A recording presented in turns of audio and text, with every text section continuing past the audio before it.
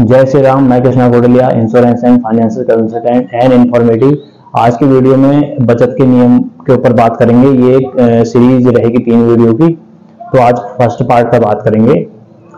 देखो, जो वो नियम है उस पर हम आगे बात करेंगे। पहले ये देखते हैं कि हम एक छोटा निवेश से भी हम एक बड़ा रिटर्न पा सकते हैं। तो उसके लिए छोटा निवेश करें, प्लस उसमें जो आपकी अवधि रहेगी वो लंबी कर लें और बड़ा रिटर्न इस पर आप पा सकते हैं। तो जो बेसिक अंडरस्टैंडिंग होती है सेविंग्स की या इन्वेस्टिंग की कहें, तो यदि हम कम इन्वेस्ट भी करना चाह रहे हैं तो उसमें हम अपना जो टर्म रहेगा वो अगर बढ़ा लें, यानी कि पहले से हम सेविंग करें, तो जब हमारा वो टारगेट है उसी हिसाब से अपना सेविंग करें, लॉन्ग टर्म उसे रख लें, तो कम अमाउंट में भी आप एक बढ़िया रिटर्न पा सकते हैं। बस जरूरत है वित्तीय अनुशासन की। जब लॉन्ग टर्म रहेगा तो कंपाउंडिंग का जो पावर है वो भी आपको उसमें रिटर्न में शामिल होकर मिलेगी।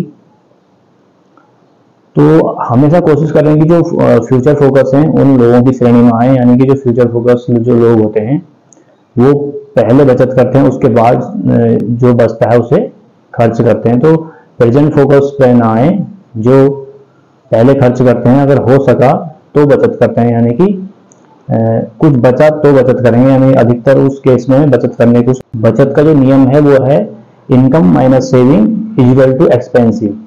जितनी भी आपके पास इनकम है उसमें से आप जो अपनी सेविंग्स है, क्योंकि फ्यूचर के लिए जो आपने बना रखा है जो बहुत जरूरी है, उसको सेविंग्स पहले अपने पास रख लें सुरक्षित, उसके बाद आप खर्च करें। तो ये ऐसा नियम है जिसको हर हालत में पूरा करना चाहिए यदि आप फ्यूचर में एक हैप्पी लाइफ चाहते हैं। तो यहाँ पर एक छोटा एग्जांपल हम देखेंगे कि हमारा कम निवेश भी करने को है तो तब भी हम एक बड़ा रिटर्न पा सकते हैं। देखिए, 25 साल की यंग एज में ही कोई इन्वेस्ट शुरू करना चाह रहे हैं, तो 25 साल के लिए वो कर रहे हैं, यानी कि जब 50 की एज हो तब उन्हें एक अच्छा अमाउंट मिल जाए, तो उसमें उन्होंने केवल 16 ही साल वो जमा करेंगे और बाकी का जो 9 साल का रहेगा उसमें भी उनका लाइफ कवर रहेगा। तो 5 लाख का इसमें उनका रिस्क कवरेज रहना है।